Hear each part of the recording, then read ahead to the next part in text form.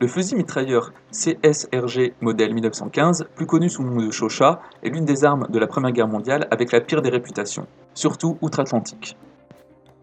Il est quelquefois désigné comme la pire et la moins fiable des armes jamais produites. Cette réputation est trop dure pour être vraie à 100%, mais on va voir dans cette vidéo si ce fusil mitrailleur était une bonne arme ou s'il a été développé trop rapidement pour être efficace sur le champ de bataille. Avant de répondre à cette question, on va jeter un œil au contexte dans lequel il a été développé. Avant le début de la Première Guerre mondiale, et pendant la période de la course à l'armement, la France se rend compte de l'importance de l'artillerie moderne et des armes automatiques. Les armes automatiques dont disposait la France, avec notamment le Hotchkiss, étaient coûteuses et complexes à fabriquer. En plus, elles étaient difficilement transportables.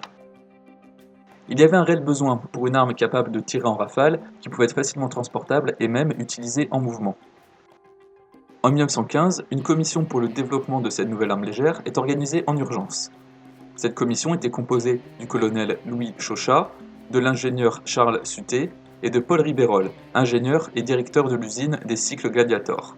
C'est ce qui donnera l'acronyme CSRG pour Chauchat, Suté, Ribérol et Gladiator. Le Chauchat sera rapidement développé. Son design sera inspiré par les travaux de l'ingénieur hongrois Rudolf Frommer, qui était précurseur dans l'utilisation d'un mécanisme à long recul que va utiliser le Chauchat français. La fabrication du Chauchat commencera dès 1915 et il sera mis à disposition des troupes à partir du mois de mars 1916. C'est dire la rapidité du processus de développement et de fabrication de cette arme. Différentes usines et manufactures produiront les pièces nécessaires à la construction de ce fusil mitrailleur. Les manufactures d'armes de Châtellerault et de Saint-Étienne produiront les canons, et d'autres usines, pas forcément spécialisées dans l'armement, fabriqueront les pièces plus simples. L'assemblage final sera effectué par la Société des cycles Gladiator. Plus de 225 000 fusils mitrailleurs seront produits entre mars 1916 et la fin de la guerre en 1918. Une version destinée à l'armée américaine sera aussi développée. En 1917, lorsque les États-Unis décident d'entrer en guerre, ils ne disposent pas vraiment de fusils mitrailleurs. Le développement du BAR n'était pas encore terminé. L'armée américaine décide donc d'acheter des Chauchats reconvertis dans la cartouche 30-06. Cette version abandonne le chargeur semi-circulaire pour un chargeur plus classique. Le Chauchat américain rencontra énormément de problèmes, car la conversion du 8 mm Lebel vers le 30-06 n'avait pas été correctement faite. La nouvelle chambre ne correspondait pas exactement aux dimensions de la cartouche américaine. Le Chauchat français sera légèrement modifié pendant la guerre. En 1918, on lui rajoute un cache-flamme et un dispositif anti-aérien. Ces nouveaux organes de visée se fixent sur la planche de hausse et le guidon. En 1920, les dernières modifications du Chauchat sont introduites pour améliorer sa fiabilité. On rajoute à l'arme différents obturateurs pour son chargeur, la fenêtre d'éjection et le tube qui enveloppe le canon, car ces zones étaient fragiles et susceptibles de créer des problèmes. On verra ces soucis de fiabilité un peu plus tard dans la vidéo. Malgré les améliorations portées au Chauchat, il sera très vite abandonné et remplacé par les fusils mitrailleurs modèle 1924. Le Chauchat est un fusil mitrailleur qui pèse 9,5 kg et qui utilise un chargeur semi-circulaire de 20 cartouches. Cette configuration de chargeur s'explique par le bourrelet et la forme en bouteille du 8 mm Lebel. Lorsqu'on entasse ces cartouches, elles vont former un arc de cercle. La cadence de tir de ce fusil mitrailleur est très lente. Elle est de 240 coups par minute. À titre de comparaison, le BAR américain modèle 1918 a une cadence de tir comprise entre 500 et 650 coups par minute, en fonction de la position de son régulateur de cadence de tir. Les organes de visée du Chauchat sont somme toute assez classiques, avec un guidon à l'avant et une hausse réglable jusqu'à 2 mm. Ils sont légèrement décalés sur la gauche, ce qui rend l'arme difficilement utilisable par des gauchers.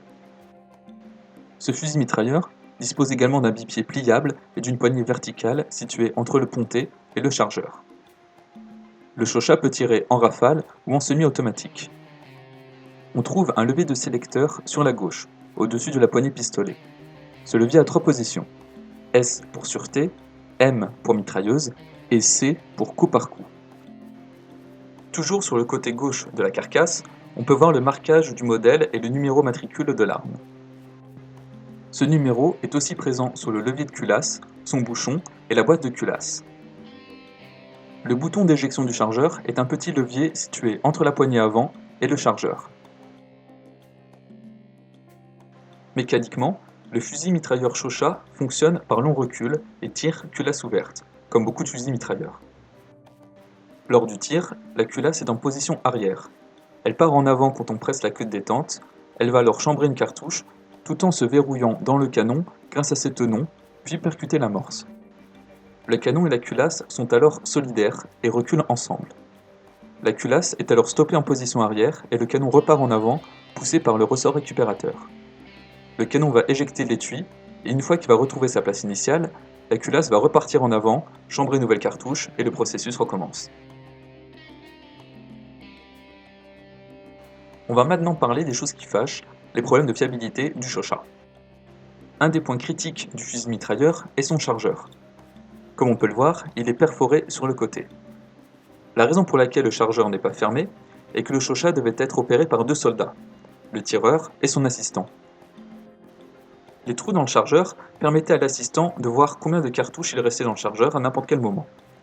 Quand il était presque vide, il pouvait en sortir un autre d'une sacoche spéciale qui était censée protéger les chargeurs des éléments comme le sable ou la boue. Lors de la phase de conception du Shosha, les ingénieurs n'avaient pas tenu compte de ce qu'allaient être les conditions extrêmes de la Première Guerre mondiale. Si un peu de boue ou de terre entre dans le chargeur, alors le Shosha arrête de fonctionner. Ce chargeur avait un second problème. Il était aussi très fragile car les parois métalliques étaient très fines, ce qui le rendait facile à tordre. Le deuxième problème majeur du Shosha est son manchon de refroidissement en aluminium.